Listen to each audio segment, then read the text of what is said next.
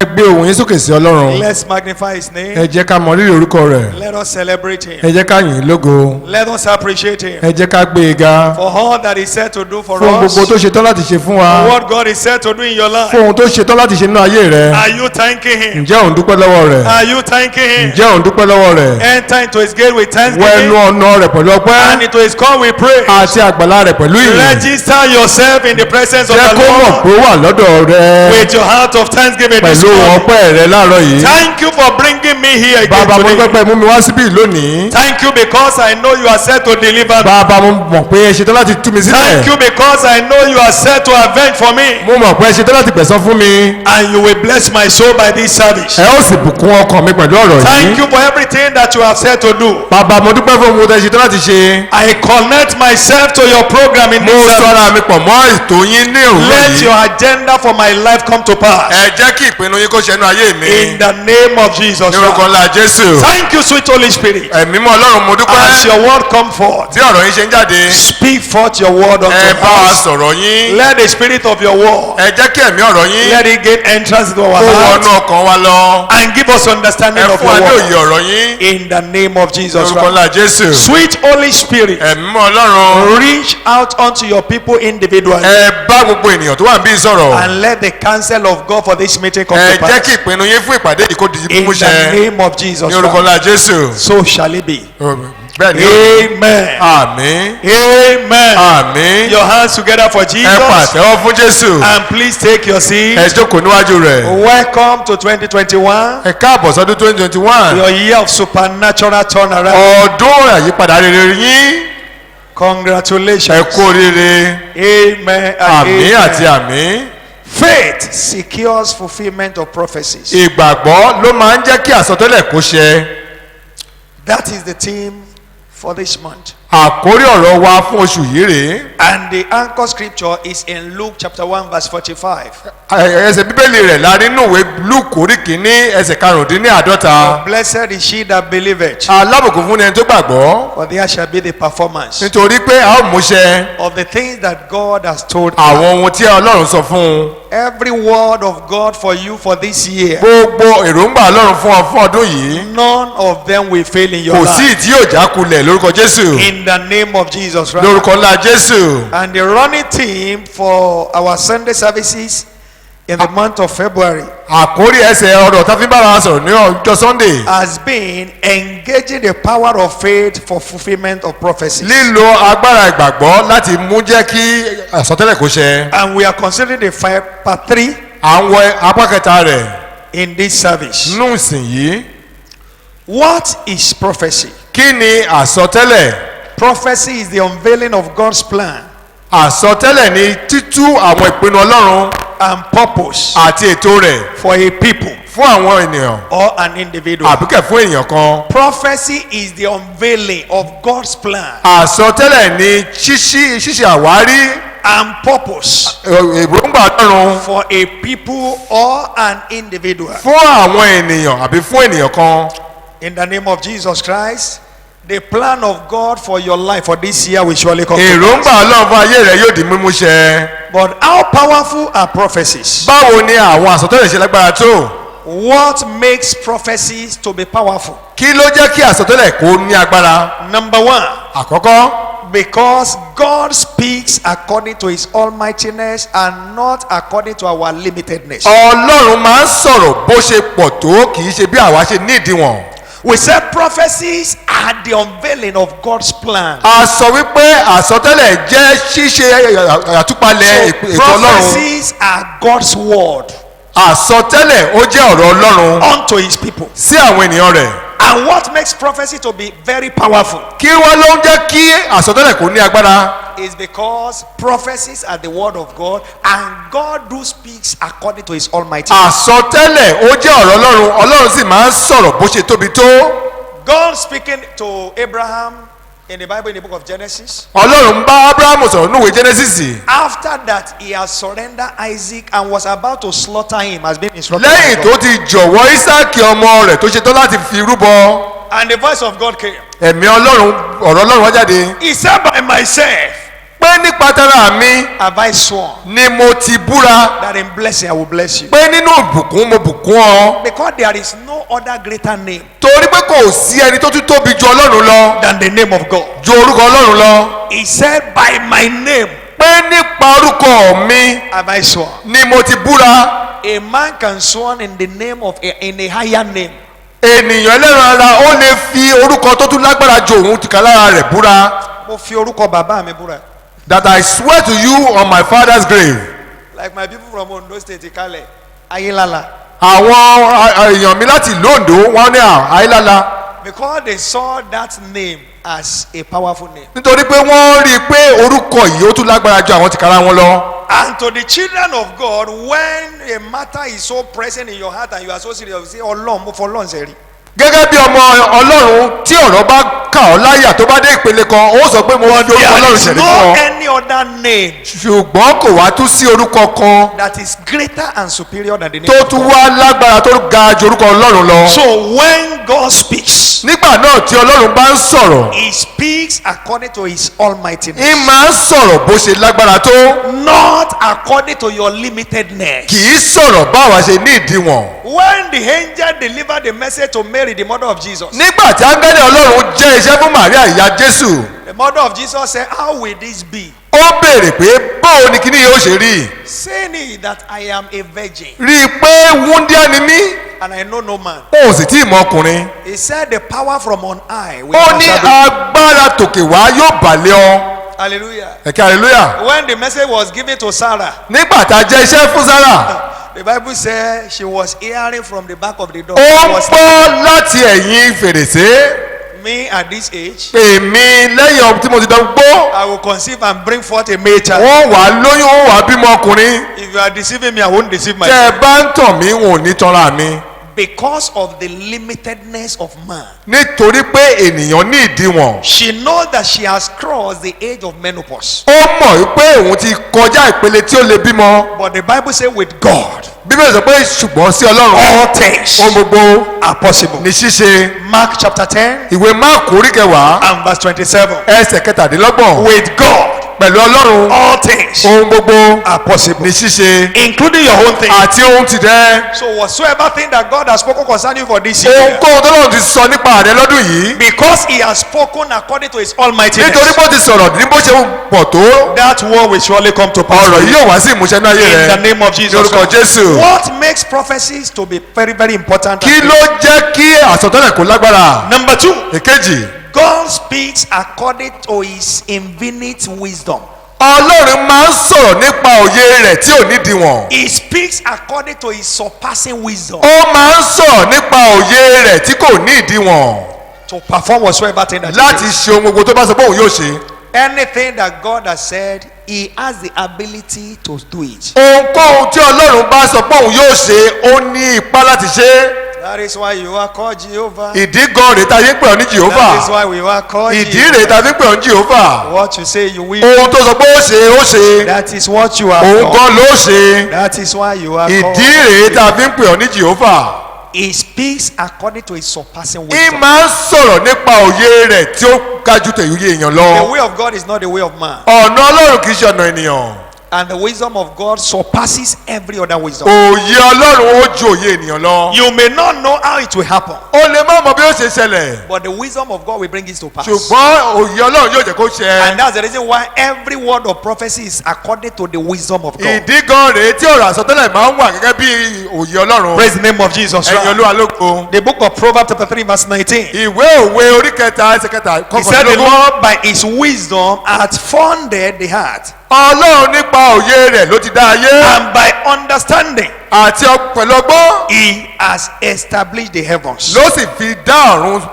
Ọba tó gbé sánmọ̀ ró láìsí pílà. the God that raised a cloud without a Who pillar. can explain how is the firmament of heaven? ta ló lè sọ bí àwọn sọ́mọ̀ bó ṣe dúró. But it is there ó wà níbẹ̀ digbí before you were born. ká tó bí ọ. It will still be there after you have gone. yóò wà níbẹ̀ lẹ́yìn tó By bí the lọ. wisdom of God. pẹ̀lú òye ọlọ́run ni. By the wisdom of God. pẹ̀lú òye ọlọ́run ni. Who can say how water gets into the coconut on the ta ló mọ ọ̀nà tí omi gbà wọnú àgbọn gan. by the wisdom of God? òye ọlọ́run ni. The same water that is dropping to the soil, omi kan náà tó ń bọ́ sínú ilẹ̀ that is producing apple and watermelon tó ń jẹ́ kí a máa rí apple àti and pineapple àti and pawpaw. àti àwọn ohun aládùn All gbogbo those things very sweet. tó dùn.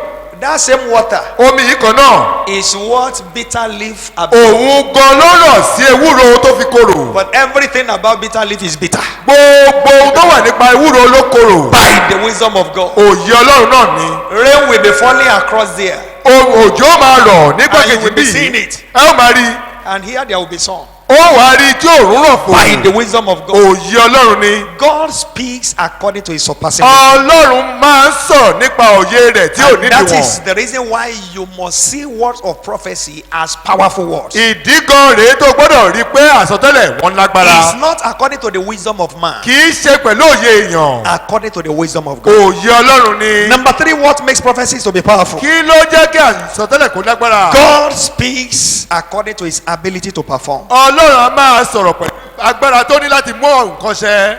Man may speak and may not be able to do. Ènìyàn lè sọ̀rọ̀ kó má lè nípa láti But there ṣe. is nothing that God will say that don't have the ability to do. Kò sóhun tí Ọlọ́run lè sọ tí kò nípa láti ṣe. In fact, most of the time, anything that God said, God has finished it. Kí Ọlọ́run gan kó tó sọ̀rọ̀, ó ti ṣe é, ó ti parí rẹ̀. Man is only waiting and need to apply his own faith and do one or two things in order to see the performance of it. Ó wá gba ojúṣe lọ́dọ̀ ọ̀tọ̀ ènìyàn pé kó ṣe ohun tó yẹ kó ṣe kó lè rí ohun tọ́lọ́run ti pètò rẹ̀.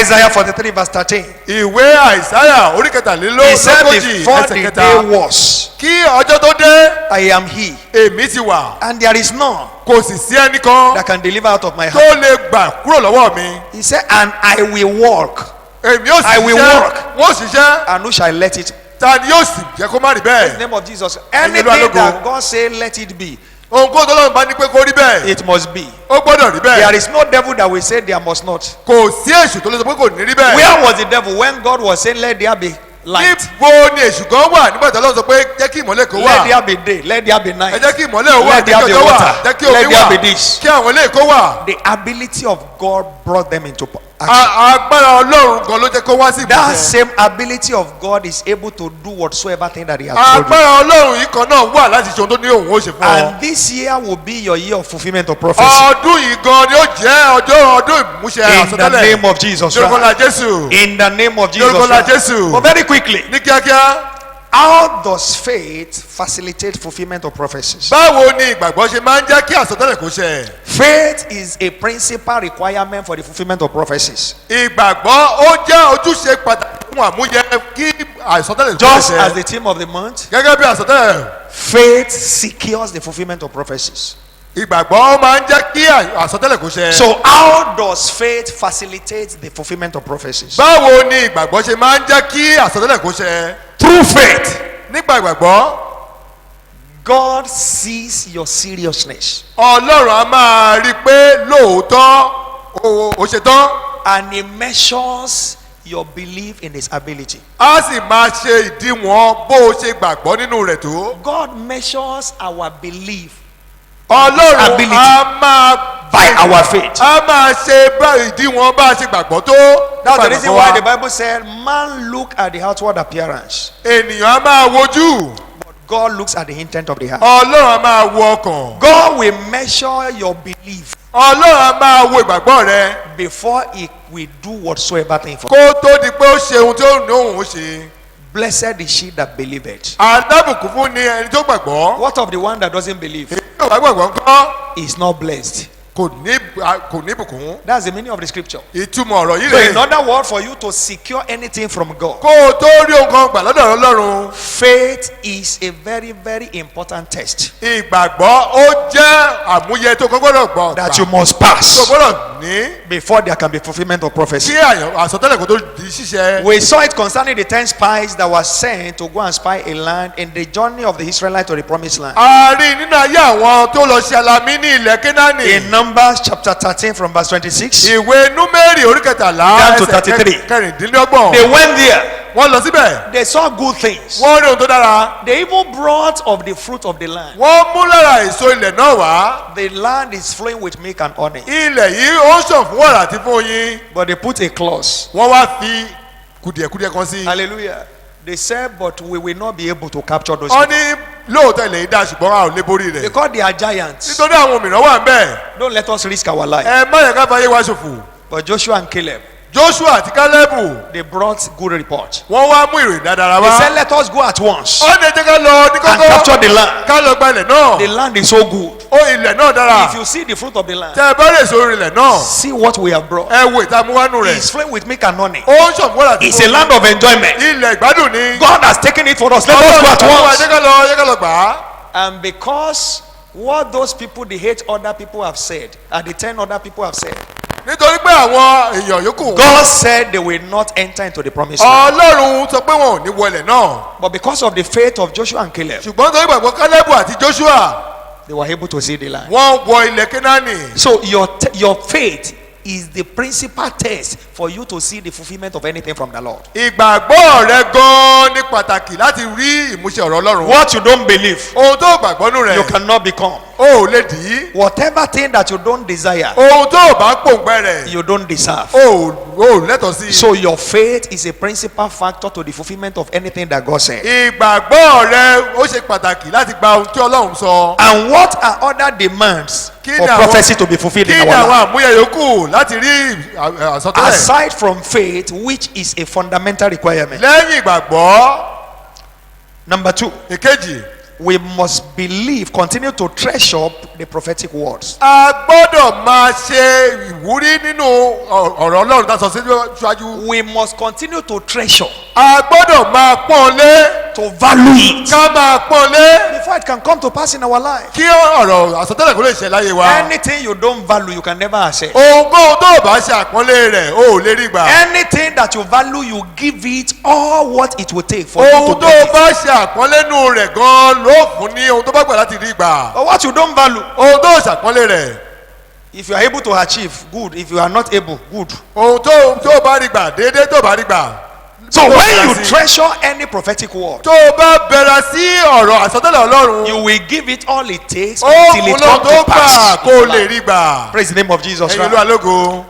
Habakkuk chapter 2, Ábákúkù orí kejì verse 1 through to verse 3. láti ẹsẹ̀ kìíní dé ẹsẹ̀ He said, I kẹta. will stand upon my word wọ́n ò dúró lórí and ẹsẹ̀ set me upon my wọ́n ò throne, dúró lórí ẹsẹ̀ mi. and I will watch wọ́n ò sì máa wò to see láti rí what he will say unto ohun me tí yóò bá mi sọ and what I will answer àti ohun tí yóò dá when he lóhùn reprove me. nígbà tó bá bá mi He wí. said, the righteous shall live by his faith. ó ní Olódodo wa máa gbé pẹ̀lú gbàgbọ́ rẹ̀. And the Lord answered me, ó dá Olúwa dá mi and lóhùn said, wípé write the vision kọ ìran náà and make sílẹ̀ it plain jẹ́ kó kún upon the table, lórí wàhálà that he may run the one that readeth kí it. ó lè sáré tó bá kà á. For the vision is yet for an appointed time, nítorí ìran náà wà fún ìgbà but at the end àti nígbẹ̀yìn he shall speak yóò fọhùn and not lie. kò ní pa Even though irọ́ it tarry, lóòótọ́ ó pẹ́ wait for it, dúró dé because it will surely come to torí pass. yóò wá sí And ìmúṣẹ it will not sta- it will not tarry. kò ní pẹ́. For the just shall live by faith. àwọn olódodo máa gbé nígbà gbogbo wọn Verse 4. ẹsẹ̀ kẹrin For the just shall live by faith. olódodo máa gbé nígbà gbogbo rẹ̀. So it is your faith that secures you the delivery of anything that God has promised. ìgbàgbọ́ rẹ gan ló máa ń jẹ́ kó o rí gbà ohun tọ́lọ́ ti sọ ṣáájú. Until you treasure and you value what God has said, àfìgbà tó o bá bẹ̀rẹ̀ sí i tó o sì pọ́n lé you will never have the delivery of o it. ò ní rí gbà. But for you this year, ṣùgbọ́n fún wọn you will experience turnaround. o ò rí In àyípadà every rere. area of your life, you will gbogbo experience ìgbàlódé rẹ turnaround. ó rí àyípadà In the rere. name of Jesus lórúkọ Christ. Jésù. What other thing? kí ló tún kù. We must engage faith-filled talk. a gbọ́dọ̀ máa wà nínú. We must engage faith-filled thoughts. a máa sọ̀rọ̀ nípa ìgbàgbọ́. Faith-filled thoughts. àwọn èròǹgbà wa kó jẹ́ pẹ̀lú Let ìgbàgbọ́. every thought of your heart, gbogbo èrò ọkàn rẹ let it be faith-filled. jẹ́ kó kún fún ìgbàgbọ́. For as a man thinketh in torí his bí èèyàn heart, ṣe ronú ọkàn rẹ̀ so is he. bẹ́ẹ̀ gan lórí. Proverbs 23 verse 7. ìwé òwe orí kẹtàlélógún. When you are thinking it, tó o bá rò ó you will become it. ó di bẹ́ẹ̀. Hallelujah. hallelujah. When I was in primary school, nígbà tí mo wà nílé ìwé alákọ̀ọ́bẹ̀rẹ̀. anytime I see NYNC, all those coppers with their khaki, tí n bá rí àwọn agùnbánirọ̀ pẹ̀lú aṣọ wọn I do admire it. inú mi máa ń dùn. And I will think in my heart, wọ́n máa rò lọ́kàn mi. one day I will wear this khaki. lọ́jọ́ kan èmi gan wọ kàkí yìí. One day I will wear six. ọjọ́ kan ìwọ́n wọ bàtà. Hallelujah. ẹ̀ka hallelujah. And that has been my propelling force. èyí gan ni máa ń tì mí síwájú And gbọ̀ngbọ̀n I wore the khaki mo wọ̀ ọ́ almost 30 years ago. láti bí ọgbọ̀n ọdún Praise the sẹ́yìn name of Jesus Hallelujah. Christ. Whenever people are getting wedded, nígbà tí àwọn èèyàn máa ń ṣègbéyàwó I will look at it. wọ́n máa wò ó How they hold themselves bó ṣe dira wọn mú to the altar. lọ sórí pẹpẹ I, èmi Sonoga, Ṣónúgà la, Ọláníwájú take thee mo gba ìyàwó as my yìí wife, gẹ́gẹ́ bí ìyàwó to mi love, láti to fẹ́ cherish, láti bọ́lá fún and I will say one day I will hold my wife. èmi like kan this. máa sọ pé njọ́ kan ó ṣègbéyàwó I used to think it. wọ́n máa rò ó Eh, one day they will be calling me Baba or something. pé ìjọ́ kan wọ́n pè mí ní bàbá lágbájá And I became it. mo wá di ẹni bẹ́ẹ̀ Ever before I even know what car is, I do dream it. One day I will drive my own kí car. n tiẹ̀ tó ní ọkọ̀ tèmi mo ti máa ń ronú pé ọjọ́ kan wọ́n ò ní ọkọ̀ ayọ́kẹ́lẹ́ tèmi Hallelujah. ẹ̀ka hallelujah I remember in those days. ní ọjọ́ náà That's Nissan Lore. I mean, that's Nissan Lore. Nissan Lore. I so much love that mo car. máa fẹ́ràn mọ́tò yìí o And all the time I think about it. gbogbo ìgbà ni máa ń rò lọ́kàn mi Especially if I see that car. tí n bá rí tó kọjá I will say, "Kai, one day I will be riding my own ọjọ́ like kan this." lọ́wọ́ mi ó bá rí ọkọ̀ yìí tí ó jẹ́ And that tèmi was the first car I rode in life. àkọ́kọ́ ọkọ̀ ayọ́kẹ́lẹ́ mi For gan ni as a man thinketh in his heart, bí ènìyàn ṣe ń rònú ọkàn rẹ̀ so is he. bẹ́ẹ̀ gan lórí So until you are able to think what God says, tó o bá lè ronú bí Ọlọ́run ṣe sọ you will never experience what God says. o lè má lè rí gbà Mark 11:23. ìwé máàkù orí kọkànlá Mark 11:23. For surely I say unto you, lóòótọ́ mo wí fún ọ that whosoever shall say unto this mountain, ipa ẹ̀ngẹ́ tó bá sọ fún òkè yìí be thou removed ṣí nídìí and be casted into the sea, káàsì and ẹ̀ shall sí not òkun doubt in his tí kò heart. bá sì ṣiyè méjì lé ọkàn rẹ̀ That is the clause. That is the condition. It is not only in saying, kí o kàn tọ́ kẹ́kọ̀ọ́ sọ but do you believe it in your heart? ǹjẹ́ o gbàgbọ́ náà kàn Are you rẹ̀ thinking it? ǹjẹ́ o ń rò ó He said he will surely see what he has said. yóò rí ohun tó sọ I see every word of God coming to pass in mo your life rí this year. gbogbo ọ̀rọ̀ Ọlọ́run tí a sọ In sí the ọ name of tí ó Jesus Christ. ṣẹ What other thing have Kí we ló to tún do kù? to see prophecy fulfilled in our láti rí life? àsọtẹ́lẹ̀ kò di We must ìmúṣẹ. engage faith-driven actions. a gbọ́dọ̀ máa gbé ìgbésẹ̀ ìgbàgbọ́ If you believe, tó o bá gbàgbọ́ you will take corresponding gbé steps. ìgbésẹ̀ ìgbàgbọ́ Hallelujah. ẹ̀ka hallelujah If you believe, tó o bá you gbàgbọ́ will take corresponding steps. gbé ìgbésẹ̀ ìgbàgbọ́ I didn't have money mi ò tí ì lówó lọ́wọ́ even to buy tire. láti ra táyà ọkọ̀ When I do take steps to go and price the car that I desire. nígbà tí mo ti dé máa ń lọ láti lọ máa By bèrè the word èlò that ní I was ọkọ̀ hearing yìí from our father Bishop Oyedepo in láti àwọn those ọ̀rọ̀ days. tí mò ń gbọ́ láti ọ̀dùnú bàbá wa He dábìlì said rẹ̀ until you take step, you can never achieve it. àfìgbà tó gbé ìgbésẹ̀ o ò lè di ohun tó fẹ́ dì Don't wait until you have it before you display it. má jẹ́ kó di ìgbà tó bá tó ọ lọ́wọ́ kó o tó bẹ̀rẹ̀ sí fi hàn And so I do carry that mentality there. mo And I máa ń will go, gbé òye yìí wọ̀ how much is this car? èló ni ẹ fẹ́ ta ọkọ̀ I yìí know anyone that want to sell anything. They don't know who had the money or not, so they attend to you. àwọn tó tẹ̀ fẹ́ tà àwọn ò mọ̀ bóyá mo lówó yìí lọ́wọ́ àbí mi ò And I was taking wọ́n the sọ statistics of the prices. mo wá bẹ̀rẹ̀ sí kọ́ sílẹ̀ pé Praise the oye name tó of jẹ́ Jesus Christ. ẹ̀ka hallelujah And very soon, láìpẹ́ the thing happened. ó wá ṣẹlẹ̀ Until you take the step. àfìgbà tó wá gbé ìgbésẹ̀ You rẹ̀ are believing God for the fruit of the womb. o fẹ́ lóyún Start behaving like a pregnant woman. bẹ̀rẹ̀ sí gbé ìgbésẹ̀ bíi pé o ti lóyún Hallelujah. máa rìn bí aláboyún Start buying baby materials. máa ra àwọn ohun ọmọ kókó Start practicing how you will be breastfeeding. máa ṣe bó ṣe máa fi fún ọmọ rẹ lọ́mú Those are actions. àwọn ìgbésẹ̀ rí Praise the name of Jesus. Okay, hallelujah. What you believe, you will act. ohun tó o bá gbàgbọ́ nù rẹ̀ ó gbé ìgbésẹ̀ rẹ̀ Anything that you cannot act, ohunkóhun tó o bá lè gbé ìgbésẹ̀ that means you rẹ̀ don't believe in it. ó túmọ̀ sí pé o gbàgbọ́ nù rẹ̀ And as you act it, ṣùgbọ́n bó ṣe ń gbé you ìgbésẹ̀ rẹ̀ become it in the name of Jesus ó di ohun Christ. yìí I said you become it in the name ó of di Jesus ohun Christ. yìí James chapter 2 verse 18. Jacob oríkejì ẹsẹ̀ He kejì said, yes, a man may say lóòótọ́ ènìyàn lè sọ pé that I have faith mo nígbàgbọ́ and I have works. mo ní iṣẹ́ Show me thy faith. fi ìgbàgbọ́ rẹ hàn mí Without thy works, láìsí iṣẹ́ and I will show you my own faith èmi ó fi ìgbàgbọ́ mi hàn by my works. pẹ̀lú iṣẹ́ mi Faith without works is death. ìgbàgbọ́ láìsí iṣẹ́ òkú ni Faith without works is dead. ìgbàgbọ́ láìsí iṣẹ́ òkú If ni you are saying you believe, tó o bá sọ pé o gbàgbọ́ then you must walk in line with what you are o saying. gbọ́dọ̀ máa ṣiṣẹ́ pẹ̀lú rẹ̀ And before you know it, kó o tó wá mọ̀ that thing will happen to you. ohun yìí yóò ṣẹlẹ̀ ní ayé I rẹ̀ see that good thing happening to you this ohun year. olóore tí yóò ṣẹlẹ̀ sí ọ I see you building your own house ó this kọ́ year. lé tirẹ̀ lọ́dún yìí I see you buying your own car ó this ra year. ọkọ̀ ayọ́kẹ́lẹ́ I tirẹ̀ see you getting married this ó year. ṣègbéyàwó lọ́dún yìí I see you having that contract this ó year. gba iṣẹ́ yìí In the name of Jesus orúkọ Christ. Jésù And the last but not the least, èyí tó gbẹ̀yìn rẹ̀ for us to see prophecy fulfilled in our láti life, rí àsọtẹ́lẹ̀ kó lè ṣẹ we must be rest assured of the end result. a gbọ́dọ̀ ní ìfọ̀kànbalẹ̀ ní òpin ọ̀rọ̀ náà Be hopeful that it will surely come to pass. ní ìgbàgbọ́ pé yóò ṣẹlẹ̀ Be hopeful that you will surely see that thing. nígbàgbọ́ pé ó rí ohun tá a ti sọ The Bible yìí. says Abraham staggered not at the promises of God. Abraham With unbelief. kò yẹsẹ̀ kúrò lọ́rọ̀ Romans chapter Ọlọ́run. 4 ìwé Róòmù orí kẹrin from verse 17 downward to verse láti ẹsẹ̀ 20. kẹtàdínlógún. God told him you will be the father of nations. Ọlọ́run sọ pé ó di bàbá orílẹ̀-èdè. The wife never missed period. ìyàwó rẹ̀ gan ò tí ì pàdánù No nǹkan oṣù sign rẹ̀. of pregnancy. kò tí ì lóyún. But the Bible says Abraham staggered not at the promises of God. Abraham kò yẹsẹ̀ nípa ìgbàgbọ́. With unbelief. nípa ìgbàgbọ́. He was rejoicing. ó ń He dunnú. was giving God glory. ó ń fi ògo fọ́lọ́run. Believing that what he has said, wípé ohun tọ́lọ́run ti sọ he will surely perform it. yóò múṣẹ. And God counted it unto him Ọlọ́run wá kà á for righteousness. gẹ́gẹ́ bí òdodo. And it came to pass in his ó wá life. ṣẹlẹ̀ láyé rẹ̀. So anything that you believe ohunkóhun tó bá gbàgbọ́ and you are hopeful of, tó o sì mọ̀ pé yóò that ṣẹlẹ̀ is what will surely come to pass. yóò ṣẹlẹ̀ sí ọ. When your hope is cut off in it, nígbà tí ìgbàgbọ́ rẹ̀ tabagé dànù you may never see the fulfillment o of lè it. má rí àmúṣe I ìran see tọ́lẹ̀. God mo rí Ọlọ́run helping your faith tó ń ran ìgbàgbọ́ rẹ̀ and helping lọ́wọ́ your hope tó ń ràn to be ìrètí rẹ̀ alive in lọ́wọ́ him. láti wà nínú in the rẹ̀. name of Jesus Lórúkọ Christ. Jésù. Psalm 89 verse 34. ìwé orin Dáfídì orí kọkàndínní. God said, my covenant will I not break, ọ̀rọ̀ mi ni wọ́n kò ní nor alter the things that is gone out of my lips. àbíkẹ́ kí n pa ọ̀rọ̀ tó ti jáde látẹnu mi. And that is the reason why you must believe it ìdí kan rẹ̀ tó wọ́n lọ gbàgbọ́ rẹ̀ until it come to performance. títí di yóò fi wá di múmú ṣẹ. Because God is the one that said it. torí pé Ọlọ́run kan ló sọ. God said it, I believe it. Ọlọ́run sọ mi gbàgbọ́ rẹ̀. And that has settles it. èyí ìyanjú rẹ̀. Anything that God said ohunkóhun tó Ọlọ́run bá sọ and you believe tó gbàgbọ́ is bound to happen to you. yóò ṣẹlẹ̀ nínú ayé rẹ̀. Good thing will happen to you oore this yóò year. ṣẹlẹ̀ sí ọ. In the name of Lórúkọ Jesus Christ. Jésù. I said good and better things will happen to you this year. People will rejoice with you this year. People will gather to celebrate with you this year. It shall be your year of supernatural turnaround.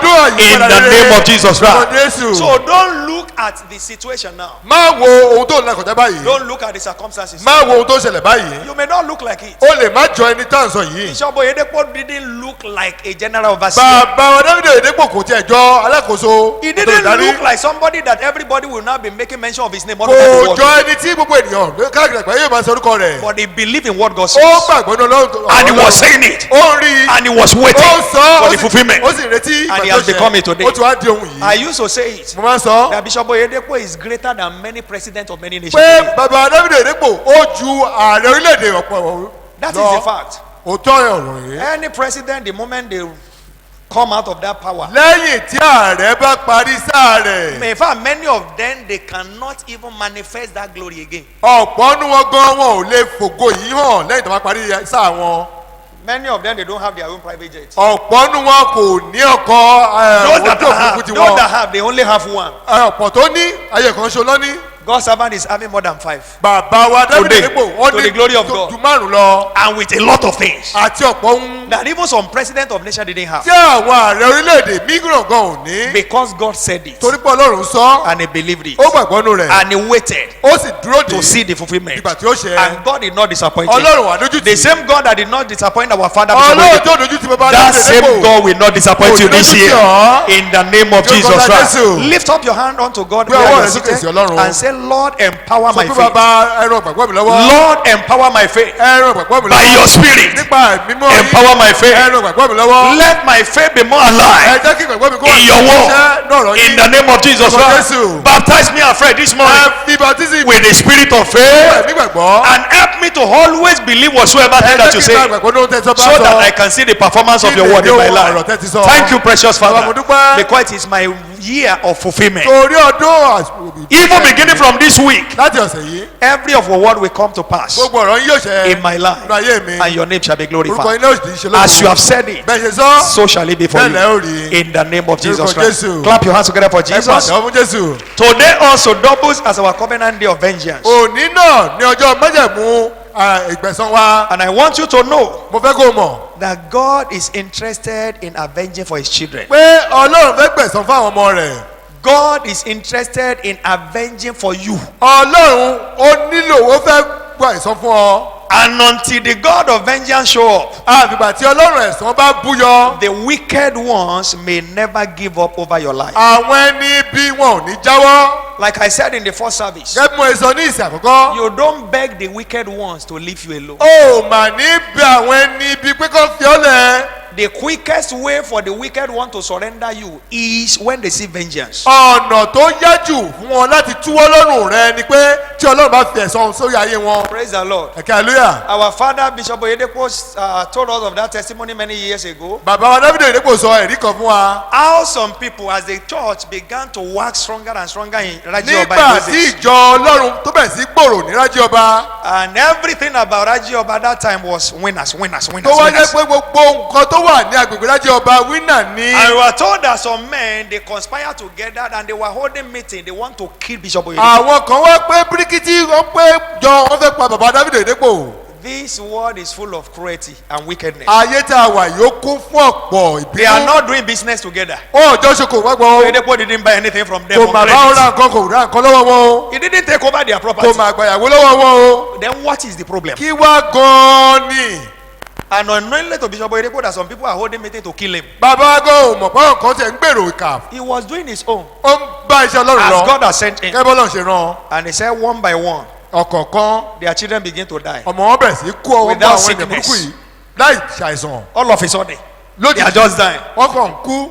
And even some of them, they even begin to die. lára àwọn ẹni bí wọ̀nyí náà wọ́n bẹ̀rẹ̀ sí And kú. we were told that one Alhaji quickly ran to meet Bishop Oyedepo. aláàjì kan He tó got to kọ́ the láàrin office wọn ó and he sáré said, please, I lọ. want to see Papa. ó ní mo fẹ́ rí bàbá wa Dáfídì is happening? What do you Oyèdépò. want to kí see? ló dé kí ló dé. I just want to see him. mo fẹ́ rí o mo fẹ́ rí o. And when he was given the opportunity to bàbá enter the office, láǹfààní he began to roll on the floor. ó wá bẹ̀rẹ̀ sí yílẹ̀ Jọ ṣàánú ayé mi. pé bàbá ìṣàánú mi. I don't want to die. ó fẹ́ kú lójijì. I am part of those people mo pẹ̀lú àwọn tó that are holding meeting. We want to tí kill wọ́n you. fẹ́ pa ọ́. We have been searching for you in the air. a ti bẹ̀rẹ̀ sí wà We have lọ́jọ́ been looking for you everywhere in the spirit to strike you, láti pa but we ọ́. couldn't reach. a ò mà rí ọ. And I discovered some of these people we are doing together. àwọn tí a jọ ń ṣiṣẹ́ Their yìí. children have died. hey ọmọ wọn mà ti The kú. first one has died also. ìyàwó wọn ti The kú. second one has died also. Èkejì ti I don't kú. want to die, please. ó fẹ́ kú ẹ ṣàánú mi. And Papa said he smiled. bàbá wa Dáfídì wọ́n pé àwọn wá And he rẹ́rìn-ín. laughed at this man. ó wá rẹ́rìn-ín And by the mercy of God, nípa àánú he said, ọlọ́run. okay, now that you have come to confess, nísìnyí tó ti wá I jẹ́wọ́. don't even know that you are holding any meeting. on èmi my- ò tiẹ̀ wá mọ̀ pé ẹ ń ṣe ibi o. Be forgiven in Jesus' Ṣùgbọ́n name. adáríjì ọ̀ lórúkọ Jésù. Hallelujah. Ẹ̀ka hallelujah. And that was what postponed the death of that man. ohun ìgan ló jẹ́ kí ikú kó dé Damn, àkójá. Alhaji wouldn't have come to Papa aláàjì yìí kì bá má ti tọ́ bá if kàn wá. not because of what he saw. bí kì bá ṣe pé ó ti rí pé ọlọ́run Until your ẹ̀san. enemy sees some things, àgbà táwọn ọ̀tá rẹ̀ bá rí they ẹ̀san won't ọlọ́run. leave you alone. wọn ò ní fi ọ́ What lẹ̀. the enemy will see that will make them to surrender you ohun tí ọ̀tá yóò rí. after this anointing yóò service, tú ọlọ́run. God will make it to happen in their kó camp. ṣẹlẹ̀ láyé wọn. In the name of Jesus lórúkọ Christ. Jésù. Moses and the Israelites, they don't need to beg Pharaoh to go. àwọn Mósè àtàwọn ọmọ Ísírẹ́lì wọn ò bẹ Fáráò pé. When he kí ká máa saw lọ. the strong hand of God, nígbà tó rí ọwọ́ agbára ọlọ́run. all the firstborn in every family died over the night. gbogbo àkọ́bí Íjíbítì All their pátá. animals died without sin. gbogbo àwọn ẹranko wọn kú láìsàìsàn. Pharaoh called Moses. Fáráò wá pè Mósè. Hurry up now, ẹ please. ọ̀gbẹ́ni. Go and gather your people. Move out of this man. ẹ jáde jáde jáde. Not tomorrow, today. kì í ṣe lọ́la òní ẹ Go máa with lọ. everything. Go ẹ with máa lọ everything. ẹ Your máa lọ children, ẹ your máa lọ. wife. The enemy will hurry up to surrender you today. ọ̀tá yóò ṣe kókó láti ṣe kó máa In lọ. the name of Jesus lórúkọ Christ. Jésù. He said, for the day of vengeance is in my heart. torí ọjọ́ ẹ̀san wà lọ́wọ́ mi. Isaiah 63 verse 4. ìwé Àìsáyà orí kẹtàlélọ́gbọ̀n And the lọ́gọ́ta. year of my redeem is come. ọdún àwọn ẹni ìràpadà mi ti The dé. day of vengeance is in my heart. ọjọ́ ẹ̀san wà lọ́wọ́ mi. God will have vent for you ọlọ́run today. yóò gbẹ̀san fún ọ. By this service of today, nípa ìsìn tààrọ̀ the yìí. God of vengeance will show up on your ọlọ́run ẹ̀san behalf. yóò jáde. In the name of Jesus lórúkọ Christ. Jésù. Vengeance is a vital aspect of God's end time agenda. ẹ̀san ó pẹ̀lú àwọn ètò ọlọ́run fún òpin ayé yìí. Hallelujah. ẹ̀ka hallelujah. As the end time is drawing closer, wickedness will be increasing. bí òpin ayé ṣe ń súnmọ́ sí i ni ìwà ìkà ṣe ń gbilẹ̀ sí i. Hello. ẹ̀ka hallelujah.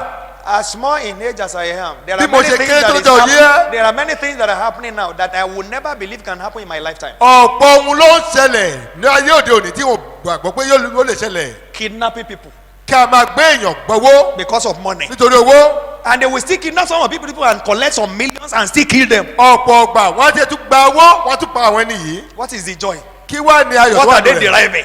kí ni ayọ̀ tó wà nù rẹ̀. A few days ago, a whole Oba of a town ọba ìlú kan was even caught as the patron of these kidnappers. He was the one sending them. gẹ́gẹ́ bí ẹni tó jẹ́ pé òun gan-an ni bàbá ìsàlẹ̀ wọn. The king of a town that's supposed to be for the safety of the people. ọba ìlú tó yẹ kó wà fáàbò ìlú. God will expose all your enemies. gbogbo àwọn ọ̀tá rẹ̀ lọ́rùn ó tú àṣírí wọn. And they will not go free. wọn ò ní lọ They lọ́rùn. shall be wounded. They shall be wounded for your sake. In the name of Jesus Christ. God will put them to disgrace for your ọlọ́run sake. yóò dojú tì wọ́n. In the name of Jesus lórúkọ Christ. jésù. But very quickly, ní kíákíá what is vengeance? kí ni ẹ̀san. One, àkọ́kọ́ it means revenge ó túmọ̀ sí ìgbẹ̀san or retaliation àbí kẹ̀kẹ́ ṣe bá ṣe against ṣe the wrongdoing. Sí. Wrongdoing. sí ìwà burúkú tá a wù. Hallelujah. hallelujah. He step on my toe. ó tẹ̀ mí mọ́lẹ̀ I will do my homework. èmi ó ṣe tèmi náà Retaliation. ká gbẹ̀san. Hallelujah. hallelujah. You avenge. ó gbẹ̀san. You do what he did for you. ó ṣe bó ṣe ṣe sí ọ. Hallelujah.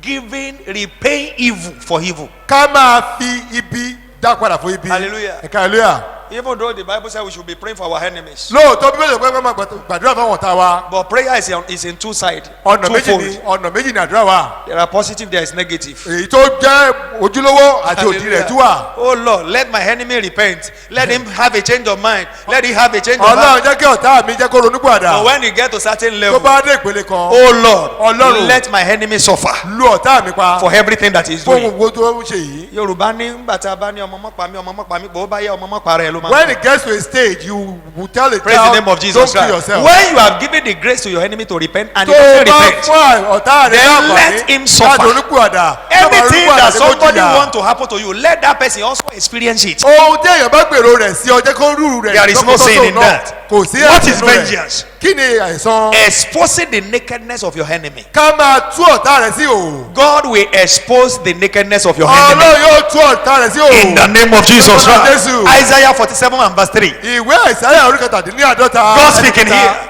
He said thy nakedness shall be uncovered. a ó tú ìwòwò rẹ̀ síta. That is concerning your enemy. sí àwọn ọ̀tá rẹ̀ rèé. Isaiah 47 verse 3. ìwé àìsáyà orí Thy nakedness shall be uncovered. a ó ṣí ìwò rẹ̀. Yeah. a ó sì ṣí Thy shame shall be seen. ìtìjú rẹ̀ pẹ̀lú. I will take vengeance and I will not meet thee as a man. èmi ò gbẹ̀san ènìyàn kì yóò sì. God will strike your enemy naked. ọlọ́run yóò tú ọ̀tá rẹ̀ sí òò. In the name of Jesus Lórúkọ Christ. Jésù. But why vengeance? kí ni ìdí fún What is the ìgbẹ̀san? significance of kí vengeance? ni ìdí fún ìgbẹ̀san? Because our God is the God of vengeance. torí ọlọ́run ẹ̀san ni ọlọ́run wa. God himself is the God of vengeance. ọlọ́run ẹ̀san ni ọlọ́run wa. So it is not a sin for you, his child, kì í wá ṣe ẹ̀ṣẹ̀ fún wọn gẹ́gẹ́ bí ọmọ ọlọ́run. to be avenged of your enemy. kí á gbẹ̀san rẹ lára ọ̀tá rẹ. Genesis chapter 12 verse 3. ìwé Genesis orí kejì. God speaking to Abraham, he said, I will bless whosoever that bless you. bíbélì sọ pé wọ́n bùkún fún ẹni tó bá bùkún rẹ. And I will curse him that cursed thee. ẹni tó bá fi ọrẹ wọn fi ré. That is God himself. ọlọ́run fúnra rẹ̀ He is ní. the God of vengeance. ọlọ́run ẹ̀san ni. He stood behind Abraham ó dúró digbí lẹ́yìn Abrahamu to avenge for him. láti gbẹ̀san fún un. That means anyone that do good to you, he will see good. ẹnikẹ́ni tó bá ṣe rere sí ọ yóò rí rere. After this service, anyone that do evil against you, they will see ẹni tó ṣe evil. ibi sí ọ yóò rí ibi. Even as they are planning it, it Bí wọ́n will ṣe bounce back rò ó, upon them. máa bá sórí wọn. Anyone that is trying to set any arrow to throw ẹnikẹ́ni tó to you, bá ń dẹ ọfà burúkú sílẹ̀ dè that arrow will return back to them. àbẹ̀lọ́bà ọlọ́fà. In the name of Jesus Lórúkọ Christ. Jésù. Any evil meeting that anyone is holding ìpàdé ibi tí ó ṣe concerning you, lórí ayé rẹ. concerning your family, lórí ẹbí rẹ. concerning your business, concerning your career, lórí iṣẹ́ the rẹ. God of this commission lórí iléeṣẹ́ ìrànṣẹ́. will make every of their plan yóò jẹ́ kí to èrò return back to their head. bọ́ sórí wọn. They will regret for your sake. kábàámọ̀. In the name of Jesus Lórúkọ Christ. Jésù. Number 2, ìkejì.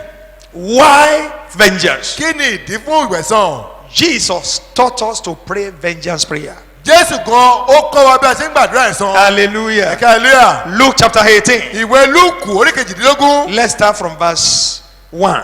látẹsẹ̀ kínní. And he spake a parable unto them ó sì sọ to this end, òwe that yìí fún ọ. men ought always to pray pípẹ́ ènìyàn yẹ kó máa gbàdúrà and not to faint, láti má. saying, there was a city pípẹ́ ìlú kan wà and a judge is there, adájọ́ kan sí and this ìpínlẹ̀. judge fear not God, adájọ́ yìí kò sì bẹ̀rẹ̀ Ọlọ́run. neither does he regarded man. bẹ́ẹ̀ ni kò ṣojú sí And there was a widow ogún kan sí in wà that city ní ìlú náà. that do come unto him, ó sì ń tọ̀ wá saying, wípé avenge me of my bẹ́ẹ̀ sọ mi adversaries, lára ọ̀tá mi. and he will not kò sì sí for a while. sí ìgbà kan. But afterwards, ṣùgbọ́n he níkẹyìn said within himself, ó wí náà ara no, rẹ̀. I fear not God, bí èmi kò tilẹ̀ bẹ̀rẹ̀ Ọlọ́run nor regard man. tí o kò sí ojú ìṣàjú Yet ènìyàn. ṣùgbọ́n because this widow troubleth me, nítorí opó yìí yọ mí lẹ́nu I will avenge her. èmi ò gbẹ̀san rẹ̀ Lest by a continual coming kí ó má bàa fi wíwá she may rẹ̀ weary me. nígbàkúgbà dàbí lára And the Lord said, olúwa sì wí pé hear what the unjust judge said. ẹ gbọ́ bí aláìṣòótọ́ nídàjọ́ ìtìwí And shall not God avenge his own elect, ọlọ́run kì yóò há sì gba ẹ̀san àwọn Which ìpànìyàn cry rẹ̀ tí ń fi day ọwọ́ and night unto him. àti òru kígbe pé though he bear long with them, tí ó sì mú sùúrù fún I ọ tell you mo wí fún yín that he will avenge them yóò speedily. gbẹ̀san fún ọ kọ́kọ́. So Jesus even taught us to disturb and to cry to God, pray for vengeance. jésù kọ́ wa pé ká máa da ọlọ́run láàmú pé gbẹ̀san fún wa. Ọ̀tà tó lóhùn ó bá mi láyọ̀ jẹ́. There's one song we used to sing in those days like bàǹfọ̀ lójú ọlọ́run mi. all the enemies that want to disturb my Bàǹfọ̀ life lójú ọ̀tà tó Make them lóhùn go ó bá blind. mi láyọ̀ jẹ́. every enemy that say he will stop my Bàǹsẹ̀ joy mọ́lẹ̀ ọlọ́run mi. tie them down oh my God. Anyone that says you will not do good in life, ẹnikẹ́ni bá ní òrìṣẹ́ rere ní ayé God will trouble them. ọlọ́run yóò dà ọ́ láàmú I said God will trouble ọlọ́run them. yóò dà ọ́ láàmú God will chain them down for you. ọlọ́run yóò dì wọ́n In the mọ́lẹ̀ name of Jesus ọ̀la Christ. jésù. So we are taught to pray vengeance prayer. ọlọ́run kan kọ́ wa pé ká máa gbàdúrà Number lọ. 3, why vengeance? ẹ̀kẹta The Holy Ghost is the spirit of vengeance. ẹ̀mí mọ́ ẹ̀mí ẹ̀san ni The Holy Spirit is the spirit of vengeance. ẹ̀mí mímọ́ ọlọ́run ẹ̀mí ẹ̀san ni. Hallelujah. Hallelujah. We saw in the book of Acts of Apostles chapter 13, ìwé ìṣàwọn àpọ́sẹ̀lẹ̀ kẹtàlá beginning from verse 8. láti ẹsẹ̀ kẹjọ. The Bible says, Elymas the sorcerers, for so is his name by interpretation. ẹlímàsì onídán He withstood them, ó dà wọ́n láàmú. seeking to turn them away from the devotee, seeking to turn them away from the faith. láti yí igbákejì yìí kúrò ní And ìgbàgbọ́. Saul, sọ́ọ̀lù which is called Paul, tí a pè ní pọ́ọ̀lù being filled with the Holy ó Ghost, kún fẹ̀mí mọ́ he set his eyes upon him, ó tẹ Elymas, ojú rẹ̀ mọ́ ẹlímàsì and he said, ó wá wípé O full of all subtlety ìwọ and all alákàtúntò mischief, àti ìwà búburú thou child of devil, ìwọ ọmọ èṣù thou enemy of all righteousness, ìwọ will thou not cease to pervert the right ways of the yóò Lord? wá jáwọ́ láti ba ọ̀rọ̀ ọlọ́run And jẹ́ now behold, the Yes. hand of the Lord is upon thee, ọwọ́ ọlọ́run bọ́ sórí and rẹ̀ thou shalt be blind, ìwọ ó sì not seeing for a season. ó fọ́jú And immediately lẹ́sẹ̀kẹsẹ̀ there fell upon him Ó a bọ́ mist sójú of rẹ̀. a darkness, and he went blind.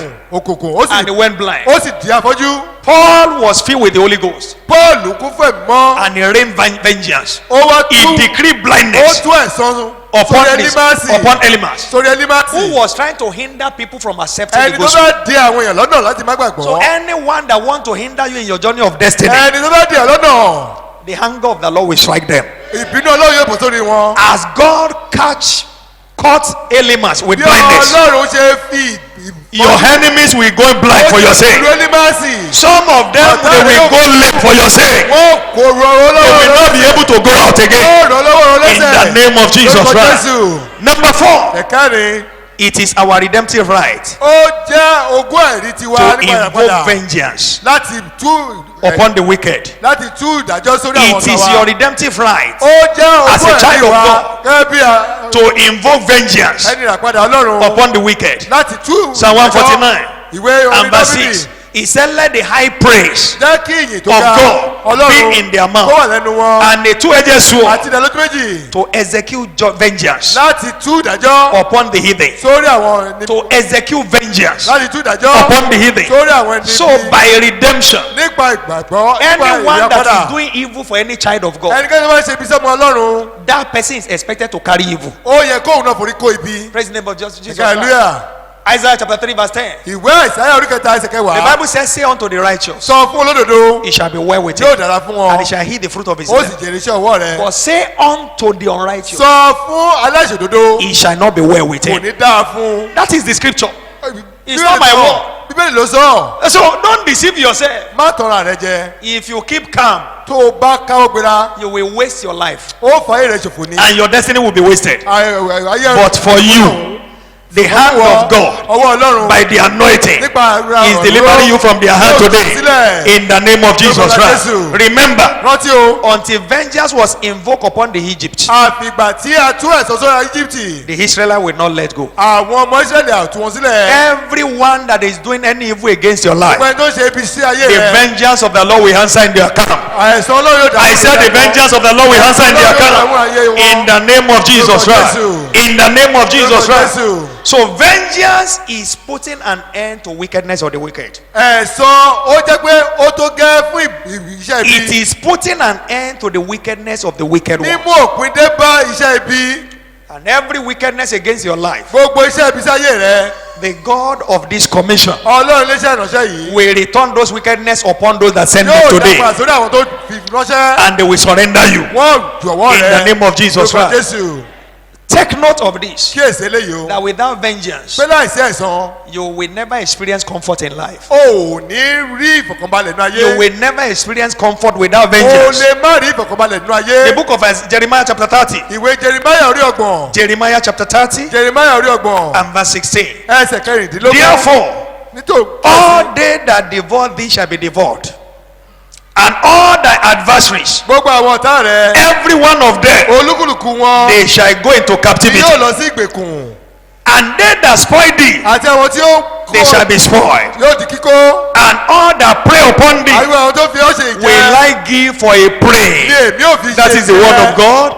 And verse 17, ẹ̀kẹ́ he sàkàtàdínlógún said, and I will restore earth unto you. nítorí èmi ò fi ọ̀já ìmúlára dé In other words, I will make you to be comfortable ó again. ó After this service, lẹ́yìn sí the God of comfort Ọlọ́run will ìtẹ̀lọ́rùn make you to experience comfort again. onítẹ̀lọ́rùn In the name of Jesus Christ, Jésù everyone that is troubling you in your place of gbogbo work, àwọn tó dà lábúbíṣẹ́ rẹ̀ God will trouble them on your yóò behalf. tu ọ dà wọ́n Everyone that is troubling you in your family, gbogbo àwọn tó dà it lábúbíṣẹ́ doesn't matter how close they are to ṣe you, bọ́ ṣe súnmọ́ the trouble of the Lord will rest upon them. Ọlọ́run yóò bọ̀ sórí wọn In the name of Jesus Christ, Jésù that's your neighbor àtà alábàgbà that rẹ̀ is making life to be difficult for you. ló jẹ́ ká lera The anger of the Lord will strike him or her. Ọlọ́run yóò bọ̀ sí In the name of Jesus Christ.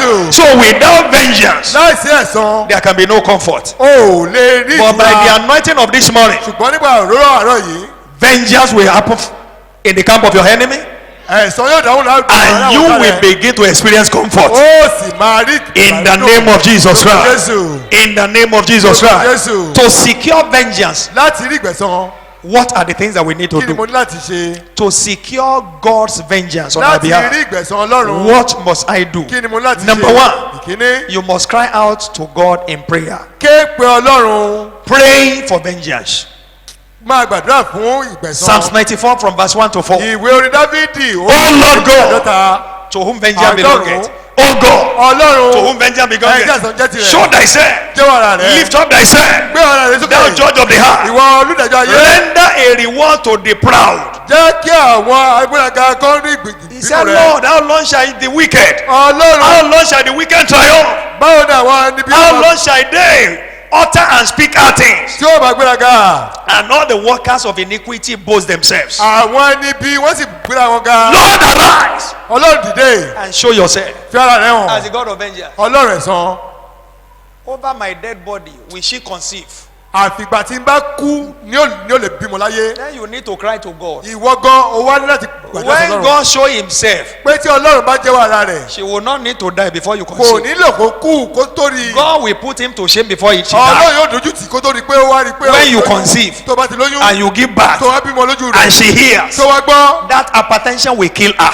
ẹ̀jẹ̀ ríru yóò In pa the name of Jesus Christ. Jésù In the name of Jesus Lord Christ. Jesus. So you need to lift up your voice and cry unto God for gbé ohùn rẹ vengeance. sókè kó o gbàdúrà Like sọ́lọ́run that widow gẹ́gẹ́ bí obìnrin opó yìí in Luke chapter 18 inú ìwé Lúùkù that Jesus told us of the parable of Jésù sọ of nípa her. rẹ̀. And God will avenge for you. Ọlọ́run yóò pèsè Number fún ọ. two. ìkejì To avenge of your enemy, láti gbẹ̀san lára ọ̀tá rẹ̀ you engage the weapon of the anointing. lo iṣẹ́ ti àmì òróró. Because the Holy Spirit is the spirit of vengeance. nítorí pé ẹ̀mí mímọ́ Ọlọ́run ni ẹ̀mí ìgbẹ̀san. So engage the spirit of God máa lo ẹ̀mí Ọlọ́run for your vengeance. fún ìgbẹ̀san rẹ. And the anointing of God is the carrier of the power of God. àmì òróró Ọlọ́run gan ó jẹ́ ohun tó máa ń gbé ìwà The láyé spirit Ọlọ́run. of God ó máa ń gbé ẹ̀mí Ọlọ́run. resides in the anointing ẹ̀mí oil. Ọlọ́run wà náà When you are anointed tá a bá bẹ̀rẹ̀ òróró and you yàn invoke that anointing, tó wá tú síta he speaks in the camp of your enemy. yóò máa fọ̀n ní àwọn ọ̀tá ọ̀dọ̀ I told somebody rẹ̀. sometimes ago mo sọ fún yẹn kan that somebody was making life unbearable for her in a place of work. nígbà tí èèyàn pọ́n lójú níbi iṣẹ́ rẹ̀ And I said, even the people of the world, pé àwọn ẹni ayé gan they write your name, they call your name. wọ́n á kọ orúkọ rẹ sínú ìwé wọ́n á máa pe They orúkọ will rẹ begin to invoke your name. wọ́n wàá máa pe orúkọ rẹ Lágbájá ọmọ lágbájá. pé this person the child of Gbogbo so ibikíbi tó person bá wà báyìí. Ibi- wherever he is Káàró bẹ̀rẹ̀ sí í yún.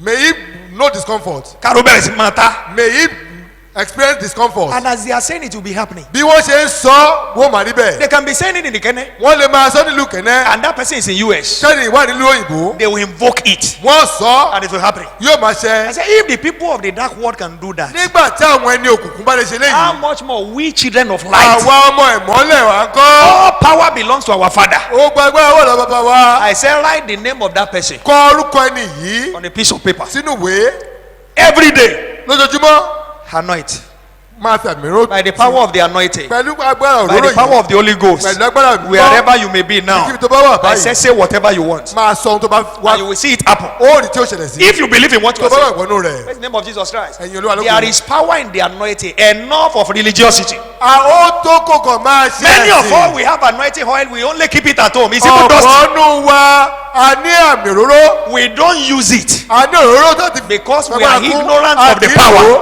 torí àwọn agbára tó wà nù rẹ̀ that the anointing carries. àwọn agbára tó wà nù rẹ̀ The Spirit of God is in the anointing, àìmí ọlọ́run wà nù rẹ̀ and He speaks on our behalf. ó máa ń fọhùn If you are righteous, tó bá lò ó it speaks on your behalf. yóò máa fọhùn This anointing for this morning will speak on your behalf. òróró tààrọ̀ yóò In the name of Jesus Christ, I say, shall speak on your behalf. fọhùn Isaiah chapter 61 and verse 1. ìwé àìsàn orí kọ̀ọ̀kan lé The Spirit of the Lord God is upon me, ẹ̀mí ọlọ́run wà lórí mi because the Lord has anointed me nítorí pé olúwa ti to rẹ̀ bring mí the good tidings láti fi unto the meek. sí àwọn tòṣì He has sent me ó sì rán mi to bind up the brokenhearted láti yàwó bá and to proclaim liberty àti ìkéde to the captives fáwọn ìgbèkùn and the opening of prison àti ìṣísílẹ̀ to túbú them that are fún bound, àwọn òǹdè to proclaim the acceptable year of láti the kéde Lord ọdún ìtẹ́wọ́gbà and wa the day of àti vengeance ọjọ́ ẹ̀san of ọlọ́run our wa God, ọlọ́run wa and to comfort them that mourn in Zion. láti tu gbogbo àwọn tí ń ṣe So the anointing of the Holy Spirit is for our release. àmì òróró ọlọ́run ó wà fún ìtúsílẹ̀ wa The anointing of the Holy Spirit is for our vengeance. ó wà fún ìgbẹ̀san wa It is to give us liberty.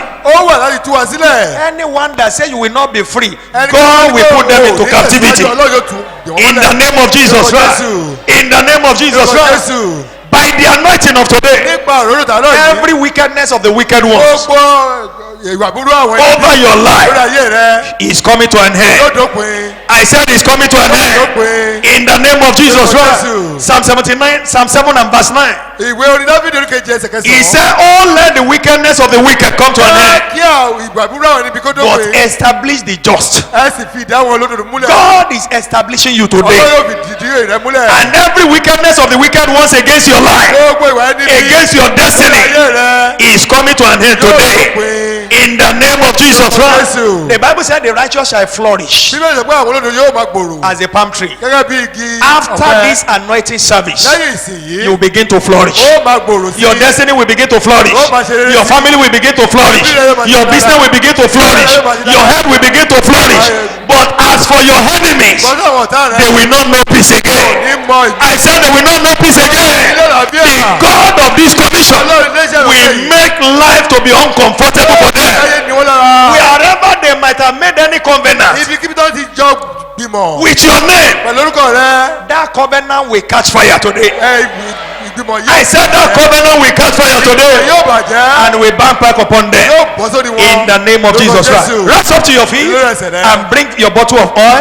Mú If you ọ̀rọ̀ are jáde. here with your bottle of Tó bá ti rẹ̀ oil, wá. bring your bottle of oil out. mú tí ọ̀dọ̀ rẹ wá Bring it out. gbé jáde The book of Genesis, ìwé Genesis chapter 2 orí kejì and verse 19. láti ẹsẹ̀ kọkàndínlógún And out of the ground of And out of the ground, the Lord God formed every beast of the láti field, ilẹ̀ ni ọlọ́run ti dá gbogbo and every ẹranko fowl of the air, àti gbogbo ẹyẹ ojú ọ̀run. and brought them unto Adam ó sì mú ọ̀tọ̀ ádámù wá to see what he will call them. láti wo ohun tí ó pè wọ́n. And whatsoever thing that Adam called it, orúkọ tí ádámù sì pè é that called every creature, tó pe ohun ọ̀tá dá that yìí is what they bear till today. orúkọ tí wọ́n jẹ́ dòní rèé. This anointing this morning àmì òróró tàárọ̀ yìí is oil for our vengeance. ó wà fún ẹgbẹ̀san. As we are anointed this morning, bá a ṣe fàmì òróró yàn wá it shall be an anointing for vengeance. yóò wà fún ìgbẹ̀san. In the name of Jesus Orúkọ Christ, Jésù.